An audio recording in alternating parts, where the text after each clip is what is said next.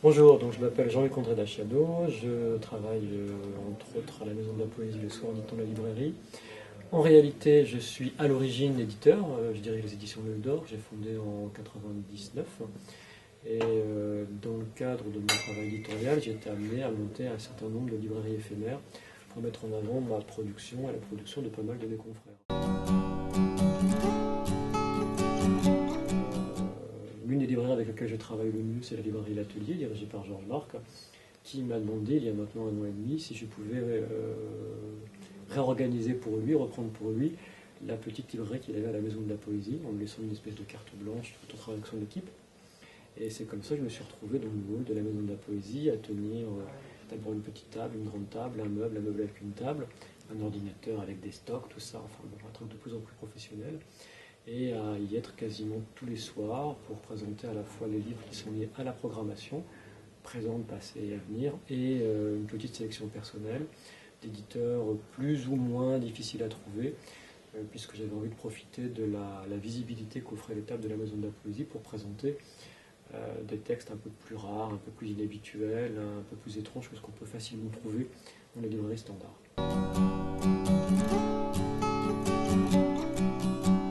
En discutant avec l'équipe de la Maison de la Poésie, on s'est dit que ça pouvait être intéressant d'organiser un cycle autour des éditions dites alternatives, autrement dit des maisons d'édition qui sont certes indépendantes et souvent petites, mais je préfère le terme alternatif car il s'agissait de définir quelque chose qui était du domaine presque de la politique éditoriale et de la politique économique. Une maison alternative étant à mon sens une maison qui se situe sous le seuil de la visibilité médiatique, donc pas dans les grands journaux, pas dans les supermarchés, pas beaucoup d'articles à l'apparition d'une nouveauté, et aussi c'est un élément plus technique, sous le seuil de la visibilité en termes de diffusion, c'est-à-dire grosso modo il y a 3 à 4 000 librairies en France, mais des librairies qui travaillent avec des éditeurs indépendants et alternatifs, il y en a 200, 300 grand maximum. Donc, sans rentrer dans des détails techniques internes à la profession d'éditeur, on a tendance à séparer les éditeurs qui ont un gros diffuseur-distributeur d'un éditeur qui a un faible volume de production et qui du fait se retrouve autodiffusé ou faiblement diffusé, et que je rentre dans la catégorie aussi des alternatifs. On peut être un alternatif qui a des prix, le Sonneur a eu le concours de la nouvelle,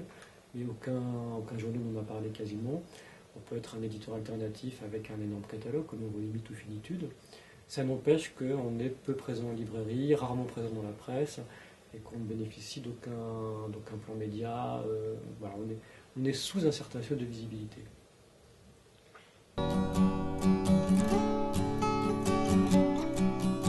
Le principe, c'est toujours d'avoir sur le plateau l'éditeur, un auteur, puisque j'essaie dans la mesure du possible de travailler sur des textes d'auteurs vivants, un comédien, et dans certains cas de doubler, c'est-à-dire d'avoir 2 éditeurs, 2 auteurs, mais un comédien ou 2 comédiens, et de travailler sur un plateau qui fonctionne en alternance, c'est-à-dire 5 minutes de lecture, 5 minutes de débat, et revenir aux lectures, jouer comme ça sur une espèce de tricotage, de maillage, pour avoir à la fois des rebonds, de la mise en lecture un peu professionnelle, enfin même très professionnelle, parce que les comédiens font du boulot, et d'avoir un plateau qui est à la fois assez dense, mais qui reste assez ludique et assez joyeux. Et après, la personnalité inhérente à chaque éditeur ou à chaque auteur va provoquer des imprévus qui sont toujours intéressants. L'intérêt de ce cycle, en fait, c'était de permettre à un public curieux, d'utiliser en fait la curiosité du public de la Maison de la Poésie pour faire entendre ses éditeurs. En fait, Olivier Chaudonçon et l'ensemble de l'équipe de la Maison de la Poésie étaient assez curieux de ces livres que je pouvais amener sur table. Et en discutant les uns les autres, il y a eu cette volonté il y a quelque chose de politique, c'est-à-dire on a des auteurs et des éditeurs connus, très connus, moins connus, mais là on n'était plus dans une logique de parler d'un auteur, mais bien de parler d'une structure, d'une maison d'édition et de sa politique culturelle, éditoriale, globale. Donc oui, il y a un petit enjeu quand même, à mon sens, politique et culturel, qui consiste à faire arriver dans un lieu qui est assez beau et assez prestigieux des éditeurs qui généralement sont, non pas relégués, c'est pas le terme, mais ont rarement accès à des endroits bénéficiant d'une certaine visibilité, d'une certaine reconnaissance, d'un certain prestige. Et du côté de la Maison de la Poésie, c'était une manière de montrer aussi une volonté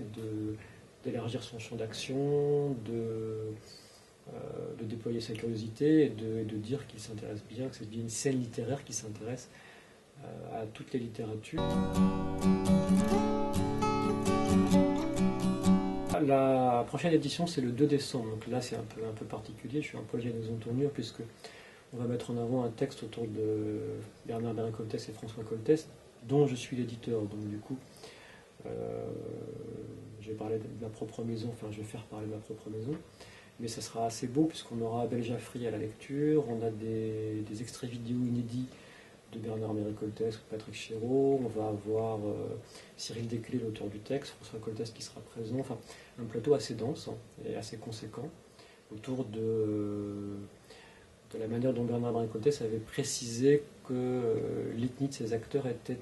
un choix politique, idéologique et esthétique, et quand il écrivait un rôle pour un Africain ou un Maghrébin, il ne voulait pas que ce soit un acteur français qui joue ce rôle. Donc ça c'est le 2 décembre.